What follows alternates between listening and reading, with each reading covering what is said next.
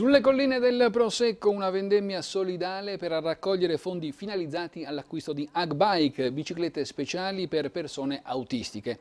Quelle che vengono definite i tandem degli abbracci si stanno infatti diffondendo sempre più, ma le risorse non sono mai abbastanza. Stefania Bolzani e Paolo Colombatti. L'hanno chiamata la vendemmia degli abbracci perché l'azienda agricola Le Manzane a San Pietro di Feletto, sulle colline coneglianesi, oltre ai grappoli d'uva sono stati raccolti fondi per finanziare nuove Hagbike, ovvero le biciclette degli abbracci, tandem in cui guida chi sta seduto dietro. Un'idea venuta a Mario Paganessi, papà di Gianpietro, bambino autistico. Un mezzo particolarmente indicato per anziani e disabili e che nel giro di un anno sta prendendo piede anche al di fuori dei confini nazionali. Adesso abbiamo anche tante biciclette in Europa, nei paesi vicini a noi, dalla Germania all'Inghilterra, alla Spagna, ovviamente Slovenia, Croazia. Quindi stiamo poco a poco allargando e dando la possibilità anche ad associazioni e famiglie di altri paesi.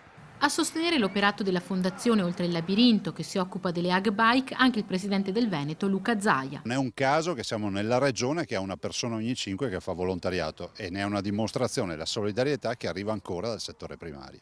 Sulle colline del Prosecco, tra suggestivi filari in pendenza, la vendemmia è iniziata di buon mattino e per l'occasione non si sono risparmiati neppure grandi campioni dello sport come l'atleta Igor Cassina e la pattinatrice opitergina Silvia Marangoni, 11 volte campionessa mondiale nella specialità inline. I grappoli di oggi dovrebbero essere chiamati i grappoli del sorriso, nella speranza che regalino un po' di felicità ai ragazzi della Fondazione. Più faticoso stare qui in mezzo al campo o fare l'allenamento?